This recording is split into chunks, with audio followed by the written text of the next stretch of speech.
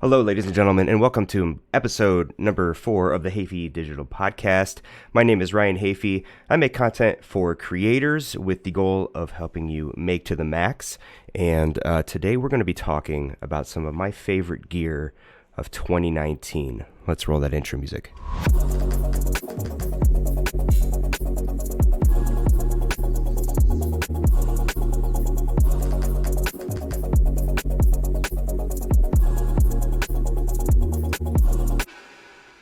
Welcome back, everybody. Now, as you could probably hear right off the bat, I'm still a little under the weather.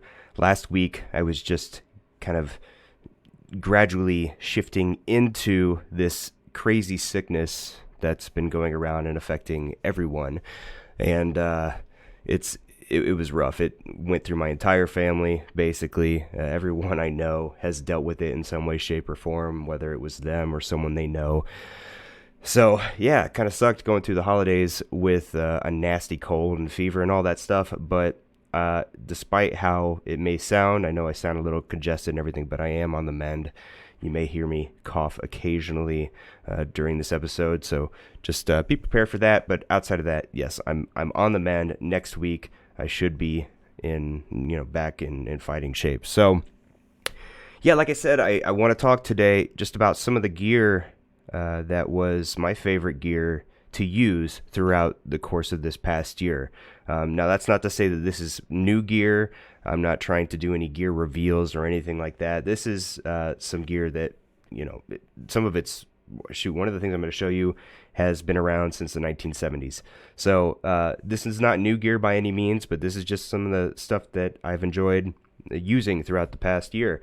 Most of it is camera related in some way, shape, or form, and some of it's just not camera related at all, really, but I thought it was cool and it's come in useful and handy for me, so I'm going to feature it here today.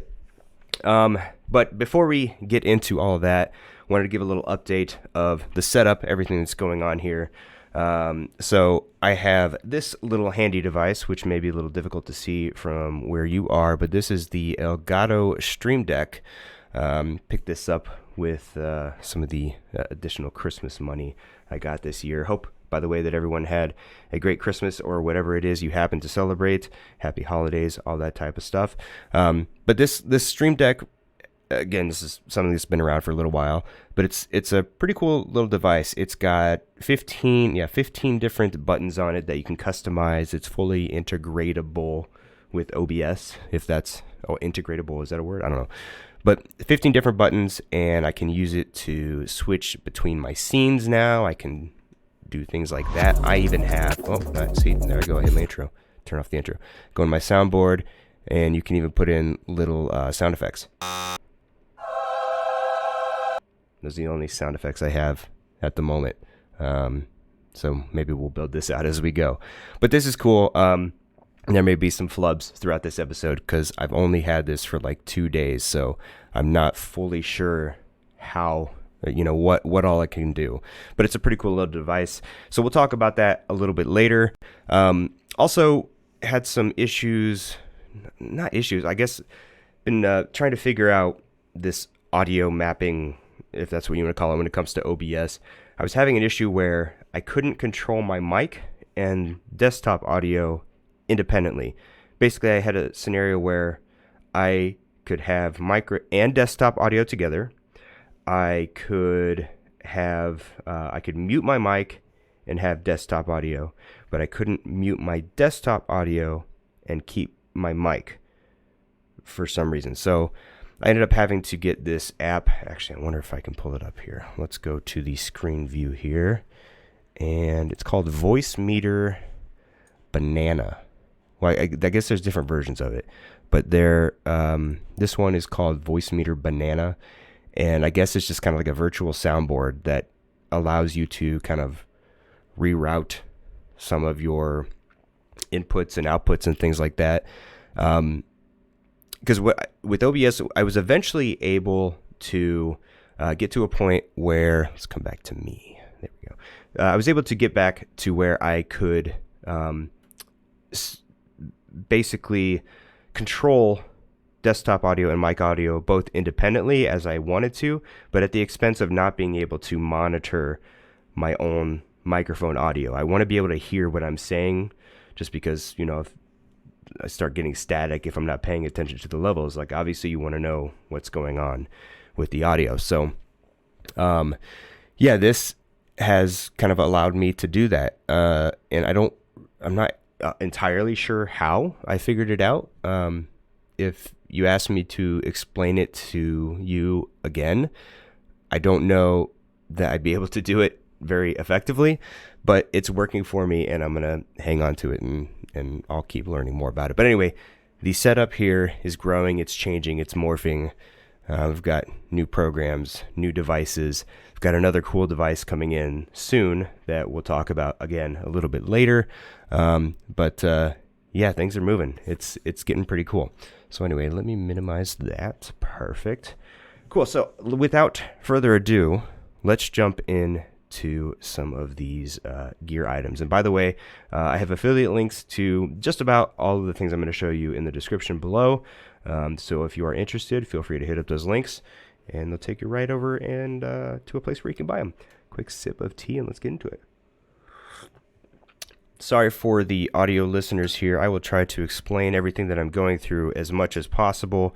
Obviously, it's not going to help you much to hear about it in some cases. So let's pull up the slideshow here. All right. So you can actually see that there, but if I want to give you a closer view, watch. Boom. Full view. Awesome. Perfect. Okay, so first thing is this little device on the screen, and it is by EDC fans. 2019 was a big year for everything EDC. EDC standing for Everyday Carry, for those of you not in the loop. For a while, I have been carrying this, which is just a Leatherman pocket knife. I like multi-tools. You get a lot of people who carry knives who like to carry just a knife.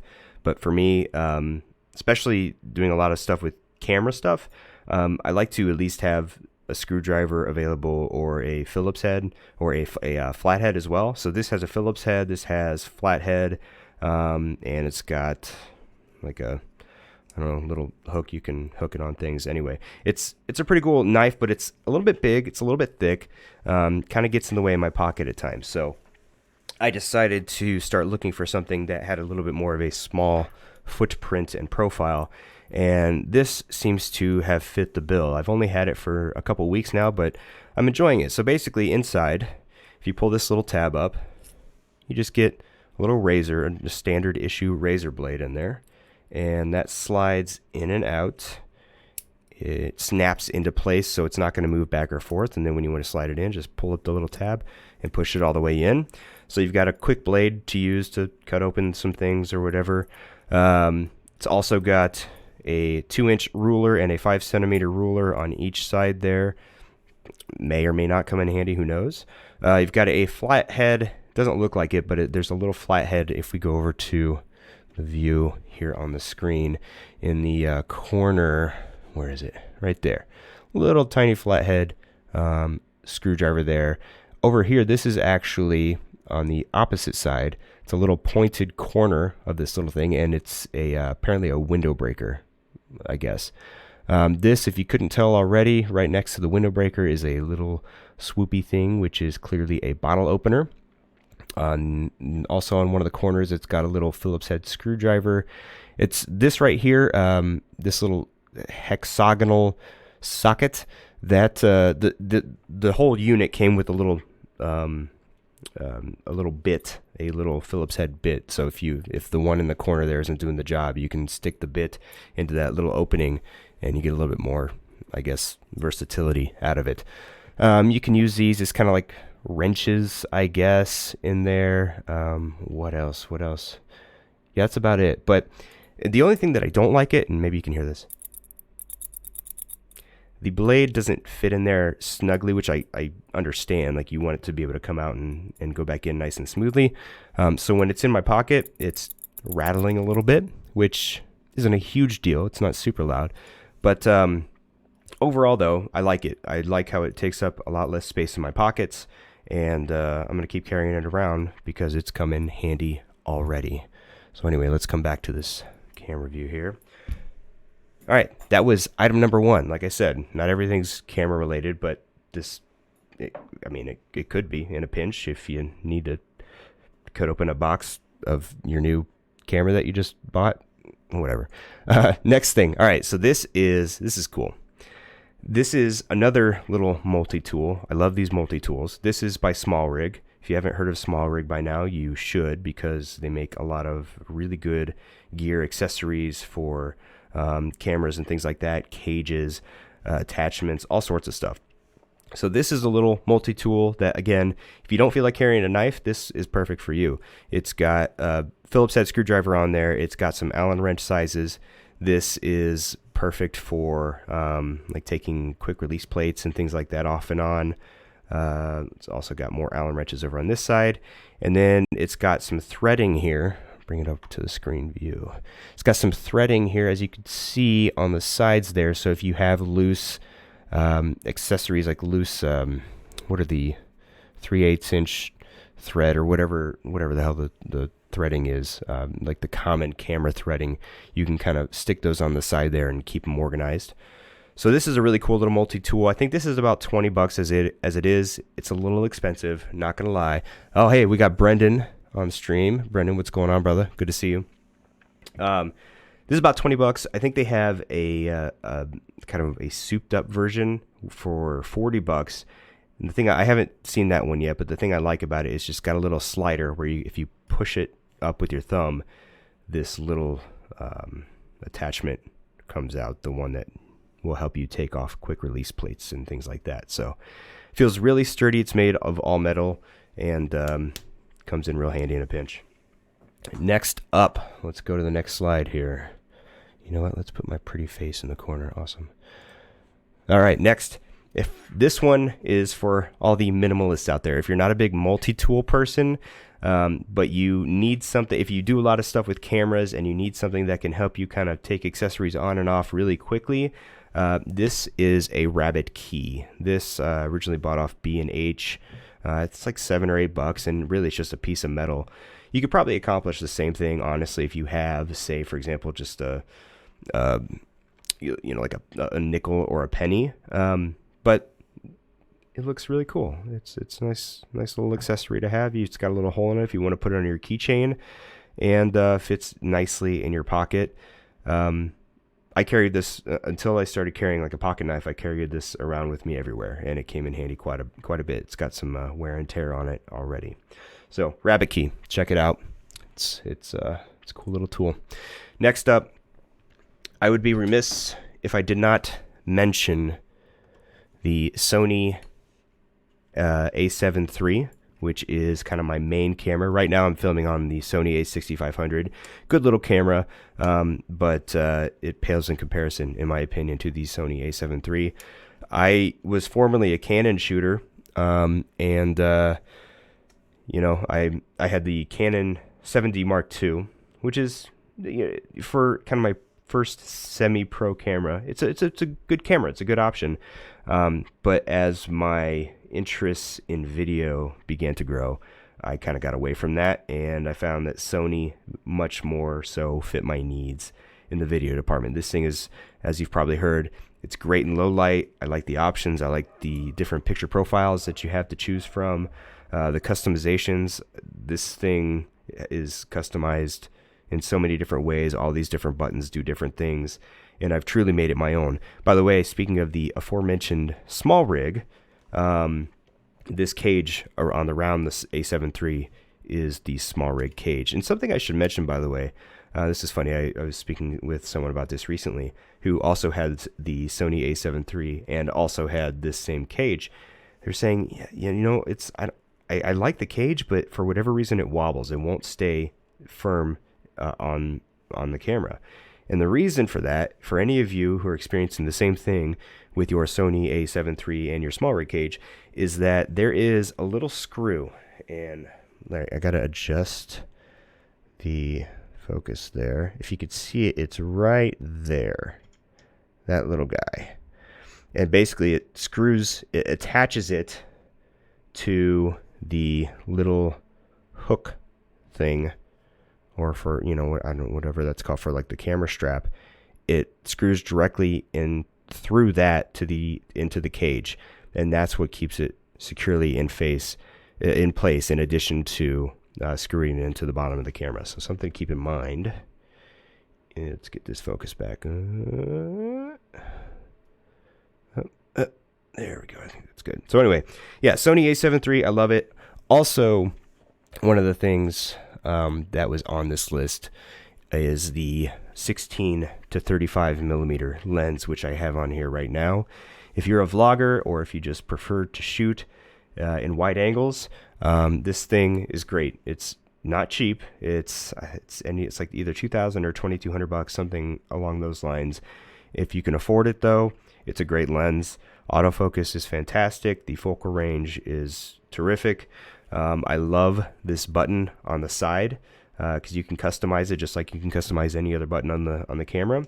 And I have it customized to turn focus, to toggle it from automatic to manual. So let's say if I'm out and shooting something, and autofocus, I'm using autofocus, but let's say something keeps coming in and out of frame that's affecting my focus, I can just quickly hit that button, and then I can manual focus on whatever I need to. So lots of different uses there. My favorite camera by far.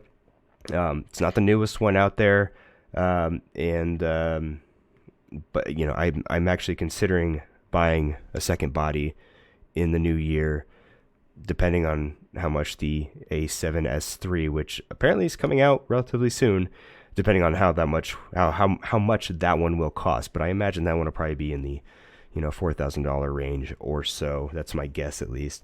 And in that case, I may get another A7 III, because that's probably a little bit more than I am willing to or really need to spend at this point. Anyway, Sony a7 III, 16 to 35 millimeter f2.8 G Master lens.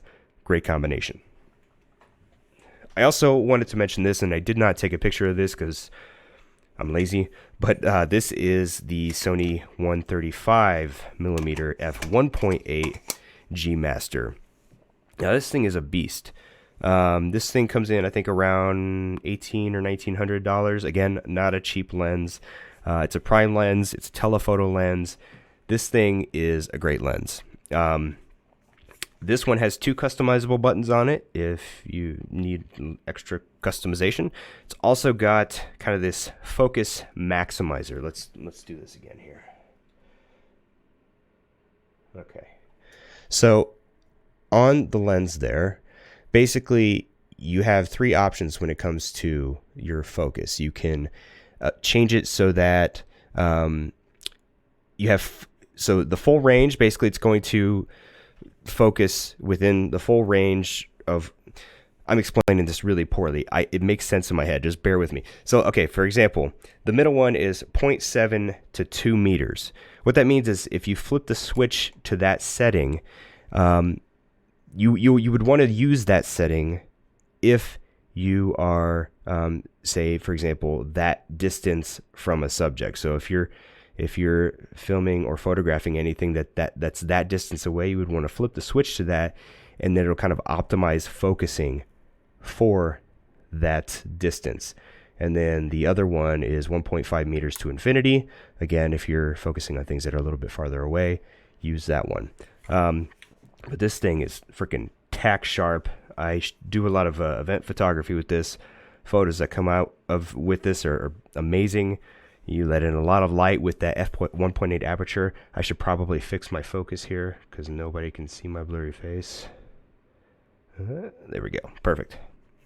And the other thing I love about this is it has the option to declick the aperture ring. In other words, so on a typical photography lens, if you or just on a manual lens, for example, if you were to switch the aperture, normally it would sound like this. And that's basically the lens kind of clicking into each different aperture value. But if you declick the aperture ring and then you turn it, you hear that? No sound. So you can get nice smooth transitions. So especially helpful in video if you want to If you're in a position where you need to change your aperture quickly, or if you just need to make little micro adjustments in your aperture, you can do so without having the audio get picked up in your video, or B, you can make it so that the transition of the aperture is nice and smooth, so you don't see, like the exposure differences aren't super noticeable, and they don't click, click, click, click. It's just a nice, even transition. Anyway, great lens. Love it. If you can afford it, I highly recommend it if this fits what you need. Okay, what's next? So this obviously is not new tech. Whoops, I lost my lens cap. It's okay, I can get it later. This is the Miranda Auto Sensor EE. Miranda Auto Sensor X EE. I've got a 50 millimeter lens on it. This thing is pretty cool because it's got one of those little prisms that you can take off on the top, and you can actually see the image through the top there. Anyway, if you've never had a chance to shoot film, or if you've never tried to shoot film, I highly recommend that you go out and just be any cheap film camera. In fact, I've got a couple of them up here. This one's pretty cool. I haven't shot a full roll on this one yet, but this is the infamous Canon AE1. I've also got a Pentax MX. I think it's the MX 1000. Don't know a ton about this particular camera other than based on my research. This is the camera that Jonathan uses in the show Stranger Things. Jonathan's character. This is the camera that he uses. So I found one, picked it up because I thought it was kind of a cool thing. And yeah. So anyway, but shooting with film is one of those things that's it's a great learning tool, but it also has a really awesome payoff. And that payoff is sort of that delayed gratification. When you're shooting with the digital camera, it's just click, click, click. What do I got? No, I don't want it. Click, click, click. You don't really think a whole lot about it. When you're shooting digital, at least in my case, I feel like I think less about what I'm shooting because I know that if I mess it up, I can just go and do it again. When you're shooting with film, with one of these cameras, you have to manually focus. And it's got a cool little manual focus mechanism where you kind of line up the two images until they overlap correctly where you want them to. You got to set the shutter, you got to set the aperture all manually, you got to compose your shot, and then you got to hope that you get it right, and you won't know until you get the pictures back. The cool thing about this is it takes a little battery, so it actually has a little exposure meter inside of it that can help you determine if your exposure is correct. Depending on what you point it at, it'll point to a certain aperture value that you should have the camera at. It's just a really cool little feature for a camera that came out in the 70s. And this particular camera was owned by my grandparents, I believe. And I honestly kind of credit finding this camera in my parents' house, I think, as what sort of initially sparked my interest in photo and video long before I ever bought my own camera and started doing it. I remember seeing this and just how heavy it is and how mechanical it is and thinking it was so cool. And then later in life, when I bought my own camera, I remembered this again and picked it up and was like, oh yeah, this is pretty neat, and decided to shoot a couple rolls of film with it. And the photos that come back are just undescribable in that it's not something you can emulate with a digital camera, period. There's just something about the quality of film and the photos that you can get from film that's unlike anything that you can get with digital, and it's just really cool. So if you are in need of kind of a creative break, or you want to try something different, or you just want to kind of spruce up on your skills when it comes to figuring out exposure and composition and all that kind of stuff, I urge you to get a film camera, find a local film developer near you, and just play around with it, because you'll be happy that you did. So I'm gonna put this back up here.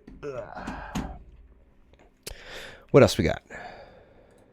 Next up, okay, so let me show you on the screen here. So this little device is an audio. It's like a headphone slash speaker switcher. I actually have it back here, and that top part is just a little button. I can't show you here because otherwise you'll hear my speakers buzzing all over the place. But anyway, that's a button on the top of that, and basically it allows me to just press the button to switch between my headphones and my speakers. I have a setup where what I was doing for a while. So, okay, there's an audio out on the rear of my tower here, which goes into these speakers here. And then what I was doing for a while on the top here is another audio out, and that's where the headphones would go. If I wanted to switch back and forth between the speakers and the headphones, I had to unplug the headphones from the top of my PC tower. Once again, I hope for you audio listeners, I'm explaining this well. Let me back up a little bit and explain kind of what this little button looks like. So for anyone just listening to this, it's this little, maybe it's about 1.25 inches wide, or it's square on the top and about 1 inch tall. And it's just a wooden little box, and on the top is a circle button that you can push in. On one side of it you have 2 1/8-inch audio jacks, and on the other you have one audio 1/8-inch jack. And basically what you can do is just plug in your speakers and your headphones on the side with the 2 inputs, and then on the other side plug in your audio output. So I have just a kind of an aux cable going from the back of my PC into that little box. And now instead of having to reach up on top of my PC tower, unplug my headphones to hear my speakers, and then reach back up there to plug it in when I want to go back to my headphones, all I have to do is reach over and press that little button, and it goes back and forth seamlessly. It's great. It's a simple solution to something I've been trying to figure out for a while, so I'm very happy with it. I actually bought a different version of something like that previously, but had to send it back because it didn't work. Not sure why. Every time I plugged it in, I kept getting a buzz out of my speakers. So, but yeah. So anyway, it's a cool little device. Again, not camera related, but quite helpful.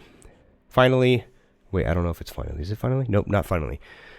Next is the Godox SL60W light. I know I've mentioned this light before, but this is the light that is illuminating my face right now. So this is what the unit itself looks like. I've actually got it kind of attached to a friction arm, which is obviously behind the camera over here. This light, in my experience, has been great. There have been people that have said that it causes issues with flickering. I have not yet experienced that myself, but it's plenty bright.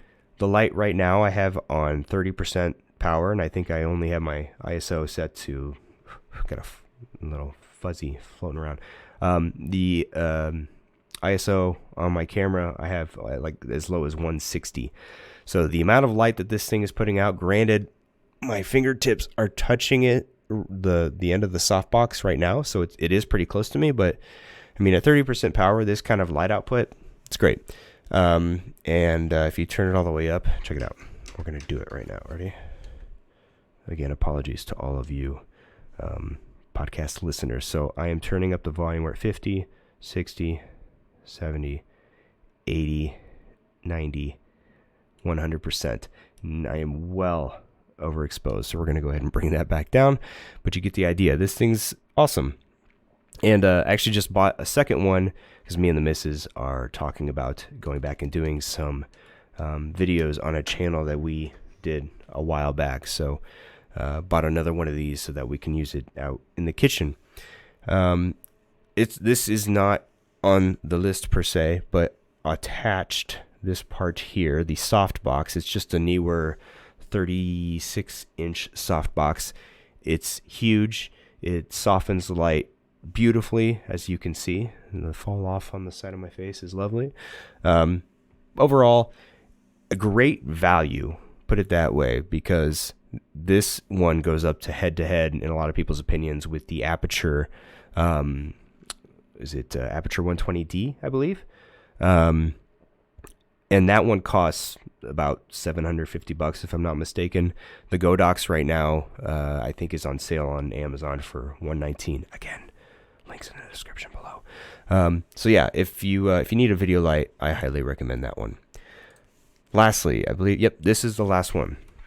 So everyone out there, I assume, who's watching or listening, if you're watching this particular podcast, you're probably familiar with the great Peter McKinnon. And you may be also familiar with the fact that Peter McKinnon, earlier in the year, teamed up with Polar Pro to develop a set of variable ND filters. And it turns out that they're actually really good ND filters. I bought one on a whim, or just kind of last minute at NAB when I was there this past year. And it's been great. I got the 2 to 5 stop. This is the 82 millimeter thread length version. And let's see here. Let's do this.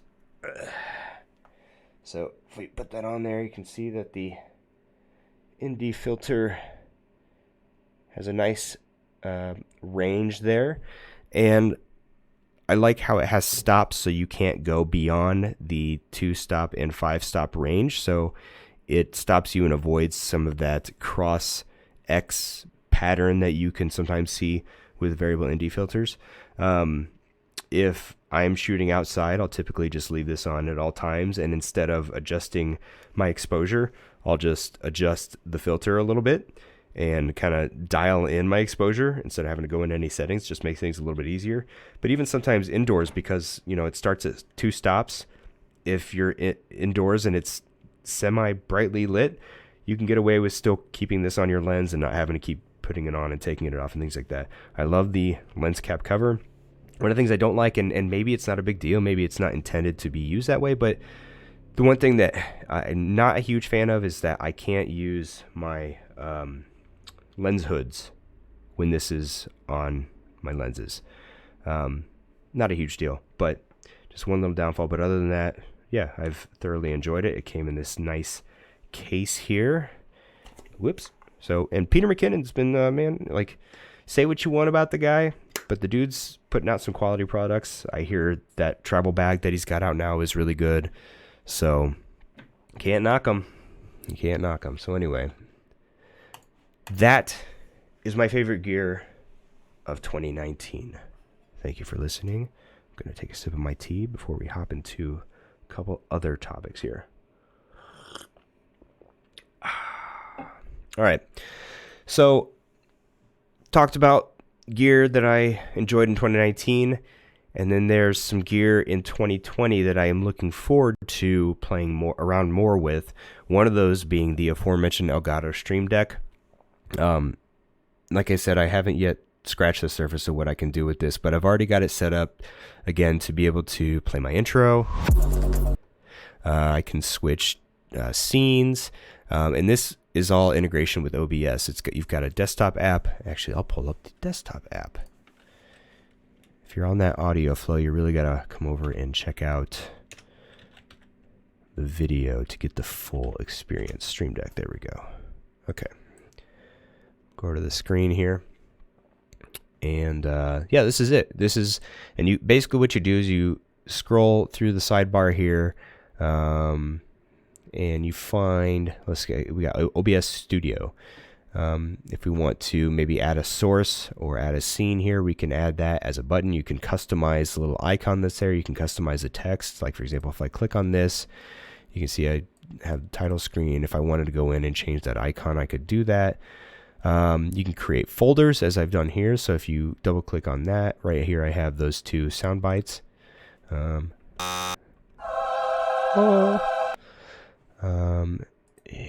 what else? And I watched a couple videos briefly on this thing, and there's a lot more that can be done with it.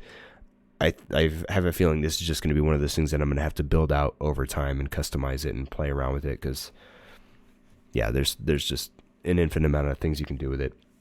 So there's that.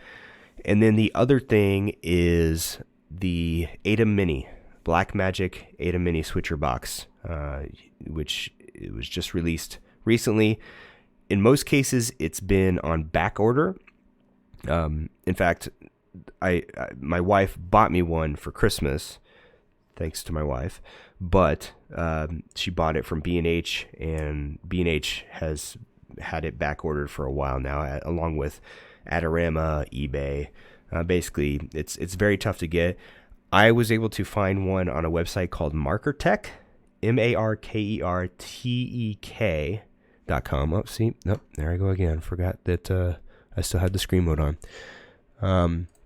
MarkerTech.com, and I guess MarkerTech is just broadcast only equipment, which would make sense why they would sell the ATEM Mini, because the ATEM Mini is a mini broadcast switcher board, I guess, geared more towards live streaming and more simplified things. But anyway, so I've talked about this switcher board before, but the fact that somebody's making a device like that can do what this one can apparently do for only $300 is pretty impressive.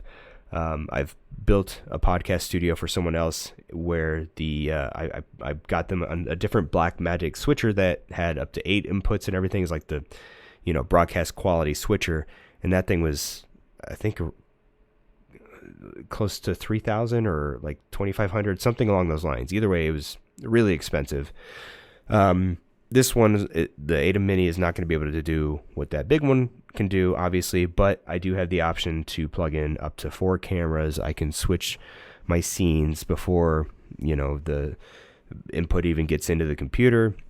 I can run my mic inputs in through there if I want. I can monitor from it. So, and I'm saying all this out of my ass because, honestly, I don't know exactly all of what it can do yet because I don't have it, but I'm really looking forward to getting it. I think it's coming in after the first of the year, and I'm looking forward to seeing how I can incorporate it into this whole thing. So outside of that, yeah, I think those, the Stream Deck and the Live, or the ATEM Mini, are probably the two things that I'm looking forward to most as far as gear is concerned going into the next year. Speaking of 2020, I know I've already talked about some of the goals that I have for 2020, and I still feel pretty strongly about those. I still definitely want to keep doing this podcast. I love doing this because it gives me an opportunity to just experiment and tinker, and that's one of my favorite things to do, is just get into a room and tinker with stuff and kind of push things to the limit and figure out how to get, how to just make things do different things. And, I don't know what I'm saying, but you get what I'm saying. So yeah, the goal is still the same for me, and that is to pull back a little bit on some of my freelance work that I'm doing and focus a lot more on this podcast, on my main channel, which, by the way, if you're not subscribed over there, you should be. Go check out youtube.com/Hafey Digital. I got a lot of tutorials and things like that over there. If you're interested in video editing, photography, just creation in general, go check it out. You might find a thing or two over there that can provide you some value and answer some of your questions, hopefully. But that's the goal. That's what I want to do. I feel very strongly about it. I have a lot of ideas I'm looking forward to creating for myself, because I feel like I haven't done enough of that lately, making for me. I've been making a lot for other people. And I want to bring it back in. I want to reel it in a little bit. So that's the plan. And with that, I think that's a good place to end after I take a sip of my tea. So, ladies and gentlemen, thank you for listening. Thank you for watching. I hope that everyone has a happy and healthy and safe new year. 2020 is the year to get it. So let's get it. Thanks for watching, and we'll see you in the next one. Bye-bye.